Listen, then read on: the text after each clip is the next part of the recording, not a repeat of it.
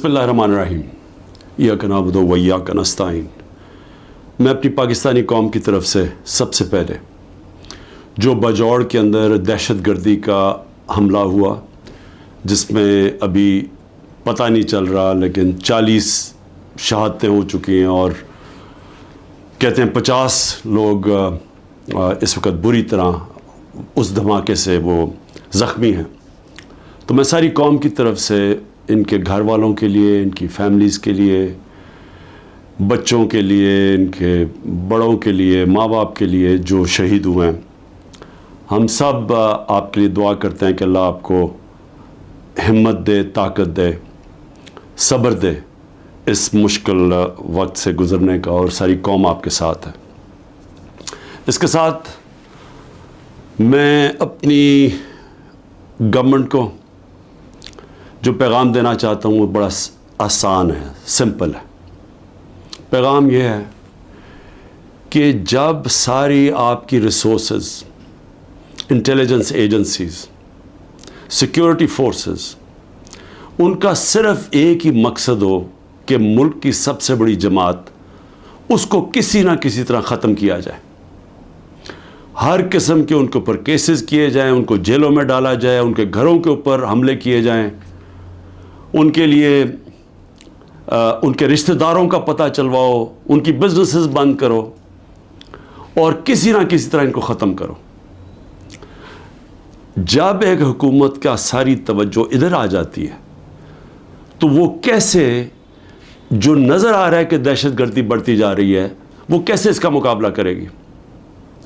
देखिए, हमें एक अल्लाह ने सुनहरी मौका दिया था जब अफ़गान गवर्नमेंट गिरी और जो नई हुकूमत तालिबान की आई, तो हमारे पास एक सुनहरी मौका था कि हम इस दहशतगर्दी के ऊपर पूरी तरह काबू पा जाए।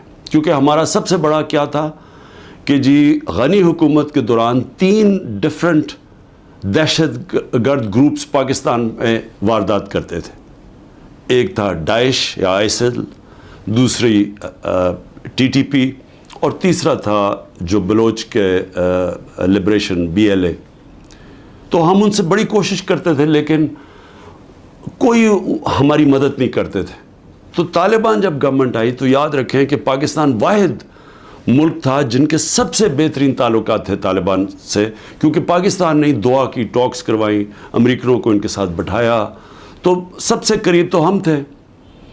तो असूलन तो हमें सीधी तौर उसका फ़ायदा उठाना चाहिए था, और ये जो ट्रांजिशन थी जिसमें वो हमारी मदद करने के लिए तैयार थे कि जो TTP को यहाँ सेटल करना था उसमें हम पूरी तरह तवज्जो देते, उनका बंदोबस्त करते कि जब वो यहाँ आना था उस मसले को वहाँ हल करते, और अफगान गवर्नमेंट पूरी तैयार थी मदद करने के लिए।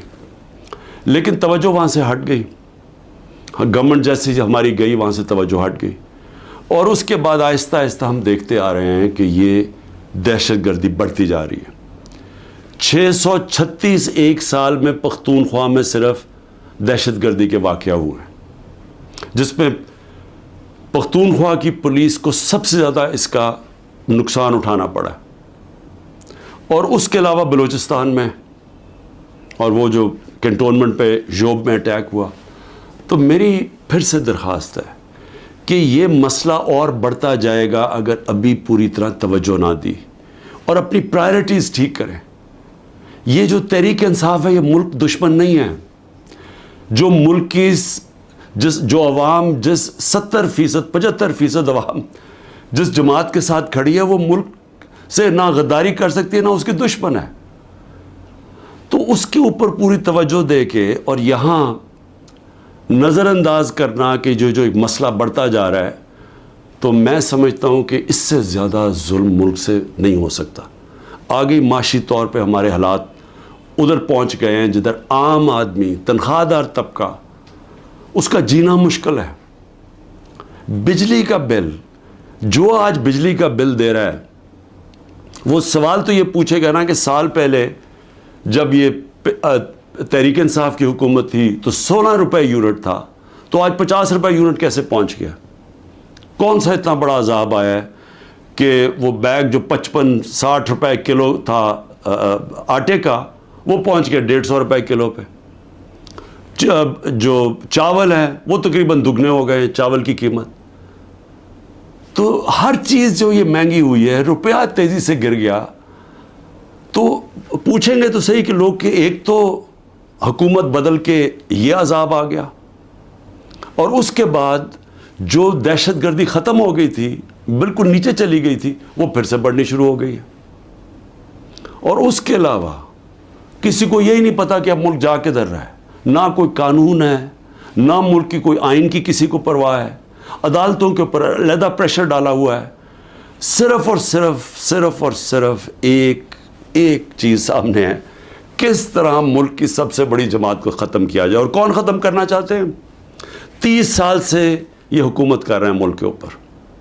30 سال سے ملک پہ حکومت کر رہے ہیں. ایک دوسرے کو جو کہتے تھے کرپٹ ہیں, چور ہیں, منی لانڈرز ہیں, دونوں کو کہتے تھے ایک دوسرے کو. ایک دوسرے کے خلاف کیسز بنائے, کیسز ثابت بھی ہوئے, ملک سے باہر بھی بھاگ جاتے تھے. اور وہ آج اکٹھے مل کے کوششیں کر رہے ہیں کہ اسٹیبلشمنٹ کے کندھے پہ چڑھ کے کیسے ملک کی سب سے بڑی جماعت کو ختم کریں. اور اس کے اندر ہمارا ملک تیزی سے نیچے جا رہا ہے, مایوسی بڑھتی جا رہی ہے. جب 12 لاکھ پاکستان کے پروفیشنلز ملک چھوڑ کے چلے جائیں, یہ پیسے سے زیادہ, یہ جو ہمارا ڈالر باہر نکلا ہے, کیونکہ یہ اپنے ڈالرز بھی لے کے گئے ہوں گے نا, تو جو ڈالرز باہر جا رہے ہیں وہ علیحدہ چیز ہے. لیکن جو برین ڈرین ہوئی ہے, جو آپ کے وہ لوگ جو کہ سب سے زیادہ معاشرے کی اٹھانے میں ان کا ہاتھ ہوتا ہے, پروفیشنلز کا, وہ جب ملک چھوڑ کے جا رہے ہیں, بزنس مین وہ ملک چھوڑ کے جا رہے ہیں, جو آپ کے ڈاکٹرز ہیں ہاسپٹلز میں, جو اسپیشلٹیز کے اندر جو ڈاکٹرز ہیں, جو اسپیشلسٹ ہیں, جب وہ ملک چھوڑ کے جا رہے ہیں, تو مجھے بتائیں ملک کا کیا مستقبل ہے. اور وہ اسی لیے ہے کہ کسی کو سمجھ ہی نہیں آ رہی ملک جا کدھر رہا ہے, کہ ایک پارٹی کو ختم کرتے کرتے سارے ملک کے ادارے تباہ کر دیے. کسی ادارے کے اوپر لوگوں کو اس وقت اعتماد نہیں ہے. ایف آئی اے کو تو لگایا ہوا ہے کہ جی کسی نہ کسی طرح پکڑو عمران خان کو اور یہ پی ٹی آئی کی لیڈرشپ کو, کسی طرح سائفر پہ پکڑ لو. یہ نہیں پتا کہ سائفر جتنی سائفر پہ بات ہوتی ہے تو ساری انگلیاں ان کے اوپر آتی ہیں. یہ جو آج اقتدار میں بیٹھے ہوئے ہیں, یہ ساری انگلی ان کے اوپر اٹھتی ہے. اور اب تو نون لیگ کے ڈیفنس منسٹر نے بھی کہہ دیا ہے کہ جنرل باجوہ نے تو ہمیں پہلے سے بتا دیا تھا کہ میں یہ گورنمنٹ گرانے لگا ہوں. اس نے تو یہ کہا ہے کہ اگر کرونا نہ آتا تو یہ تو 1 سال کے اندر گورنمنٹ گر گئی تھی ہماری, اور پنجاب تو وہ پہلے گرانا چاہتے تھے. اس کے بعد کہتے تھے تم سینٹر بھی لے لو. یہ نہیں کہ اس نے ڈیفنس منسٹر نے یہ جو بات کی ہے, ہمیں تو یہ پتہ ہی تھا کہ یہ ہو کیا رہا ہے, سازش ہوئی ہے. میں تو کہتا جا رہا تھا, اور سازش ڈیلے ہو گئی. 2 سال اگر کرونا کے نہ آتے تو اس کے وہ بھی کہتا ہے کہ گورنمنٹ پہلے چلی جانی تھی. تو ہمیں تو یہ پتہ تھا کہ سازش ہوئی ہے. لیکن یہ بھی ایک اور سوال اب اٹھتا ہے کہ کیسے کوئی آدمی جو گریڈ 22 کا ایک آفیسر ہے, کیسے وہ کس فورم پہ فیصلہ کرتا ہے کہ کون سی حکومت رہنی چاہیے, کون سی جانی چاہیے. کیا بند کمرے میں اتنا بڑا فیصلہ ہونا چاہیے جس کی اتنی بڑی قیمت قوم ادا کر رہی ہے. آج جدھر ہم پہنچ گئے ہیں, آج پاکستان کے حالات ہیں, اندر سے لوگ باہر جا رہے ہیں اور باہر سے لوگ پاکستان کو اب کس طرح دیکھ رہے ہیں. تو جب اس طرح کے حالات ہوں, کیا ملک کو صرف یہی کام کرنا چاہیے کہ کسی نہ کسی طرح جو عوام کی آواز بند کی جائے. پہلے الیکشن اناؤنس ہوئے 14 مئی کو, پنجاب کے الیکشنز کانسٹیٹیوشن کے مطابق. سپریم کورٹ آرڈر کرتا ہے, گورنمنٹ مانتی نہیں ہے. اسی وقت مجھے ویسے افسوس سے کہنا پڑتا ہے کہ سپریم کورٹ کو اس وقت اپنی ریٹ قائم کرنی چاہیے تھی. ہمیں افسوس ہے کہ انہوں نے اس حکومت کو آئین کو توڑنے کی اجازت دے دی. جب آپ نے ان کو کوئی ایکشن ہی نہیں لیا تو اس کا مطلب گورنمنٹ اور تو چوڑی ہو گئی. اب تو کھل کے کہہ رہی ہے کہ اگر سپریم کورٹ فیصلہ بھی کرتا ہے ملٹری کورٹس پہ ہم مانیں گے نہیں, کیونکہ اب تو ان کے لیے تو پاکستان اب جو طاقتور بیٹھا ہوا ہے وہ فیصلہ کرے گا آئین کا کون سی شق ماننی ہے کون سی نہیں ماننی. تو میں صرف اس کا یہ آگے بڑھنے سے پہلے یہ جو جنرل باجوہ کی باتیں اب سامنے آ رہی ہیں, کئی ایسی باتیں ہیں جو میں اس لیے نہیں کرتا, میں اپنے اداروں کو نقصان نہیں پہنچانا چاہتا, لیکن جو یہ جس طرح انہوں نے ایک سازش کر کے گورنمنٹ گرائی اور کیسے وہ ملے ہوئے تھے دوسروں کے ساتھ, یہ جو پی ڈی ایم کے لوگوں کے ساتھ کیسے ان کے رابطے تھے, اور کیسے انہوں نے جو سب سے بڑا ظلم کیا کہ احتساب کا عمل ختم کیا. احتساب یاد رکھیں کہ جو کرپشن کیسز تھے, میں بار بار کہتا ہوں 95% ہمارے پہلے کے کرپشن کیسز آ رہے تھے, ہمیں وراثت میں ملے تھے, ہم نے نہیں بنائے تھے. میرے اوپر تو آج 200 کیسز تقریباً ہو چکے ہیں چند مہینے کے اندر, ان کے اوپر 2 3 کیسز تھے اور وہ سارے پرانے بنے ہوئے تھے, 95% پرانے کیسز تھے. ہمیں تو وہ جو احتساب کا عمل تھا وہ بھی جنرل باجوہ نے اس لیے نہیں چلنے دیا کیونکہ ان کی پہلے سے ان سے ڈیل چل رہی تھی, بات چیت چل رہی تھی. لیکن ملک کو آج کتنا نقصان ہوا, وہ کون سا فورم ہے جس کے اندر یہ جائزہ لیا جائے گا کہ ایک کس طرح کے فیصلے نے اس عوام کو کتنا نقصان پہنچایا. میں دوسری بات جو کرنا چاہتا ہوں وہ یہ کہ دیکھیں, مجھے جو سب سے بڑا مجھے خوشی تھی وہ یہ کہ تحریک انصاف پہلی جماعت تھی جس نے خواتین کو پالیٹکس میں لے کے آئے, یعنی انہوں نے شرکت کی پاکستان کی سیاست کے اندر. مجھے فخر اس لیے ہے کہ یہ جو پاکستان موومنٹ تھی اس میں میری والدہ بتاتی ہیں کہ عورتیں کتنی شرکت کرتی تھیں اس پاکستان موومنٹ کے اندر. تو یہ پہلی دفعہ اس طرح عورتوں نے اتنی تعداد میں شرکت کی. ہم جو بائی الیکشنز جیتے, یاد رکھیں کہ جو ہم بائی الیکشنز جیتے ہیں 37 میں سے 30 بائی الیکشن ہم جیتے ہیں, اس میں عورتوں کا بہت بڑا ٹرن آؤٹ تھا. یہاں الیکشن کمیشن کو مصیبت پڑی ہوتی ہے کہ اگر اتنی عورتیں نہ پولنگ اسٹیشن پر نکلی تو ہم الیکشن کینسل کر دیں گے.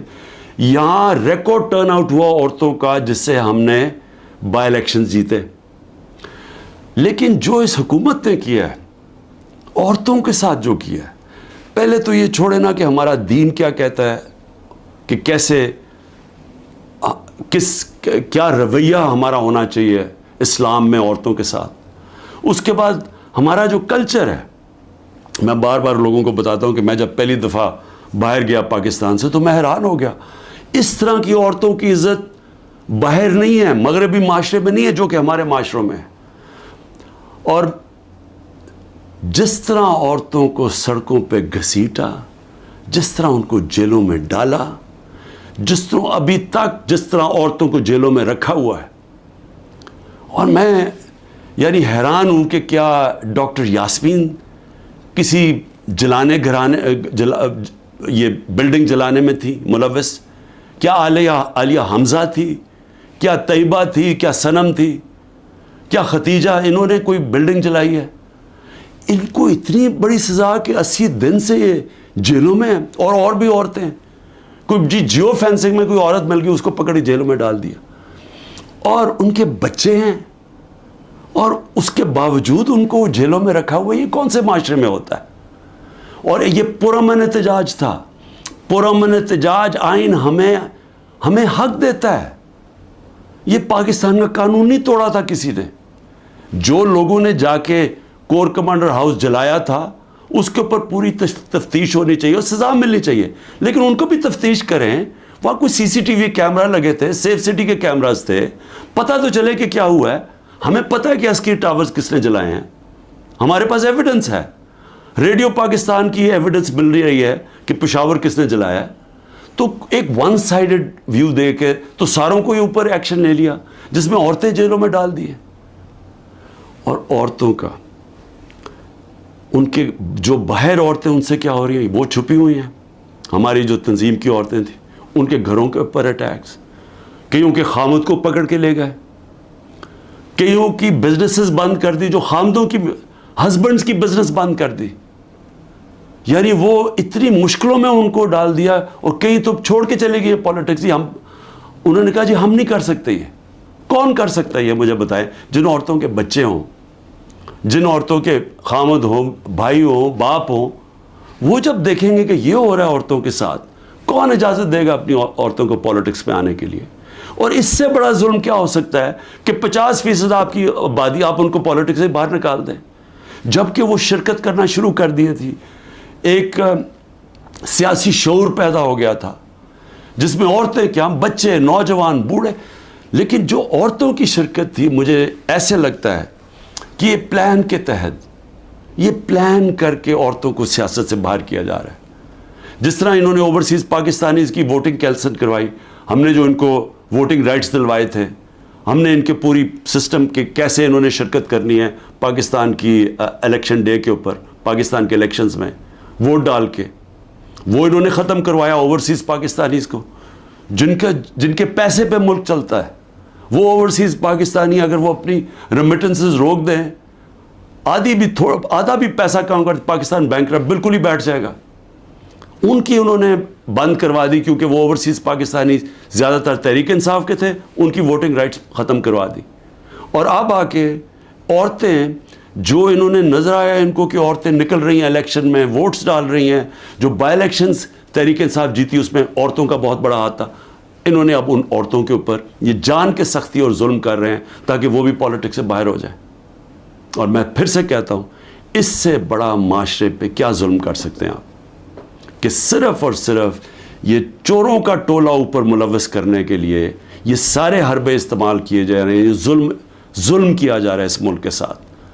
اور میں، کیونکہ عاشورہ بھی ختم ہوا ہے، میں صرف اپنی قوم سے ایک بات کہنا چاہتا ہوں۔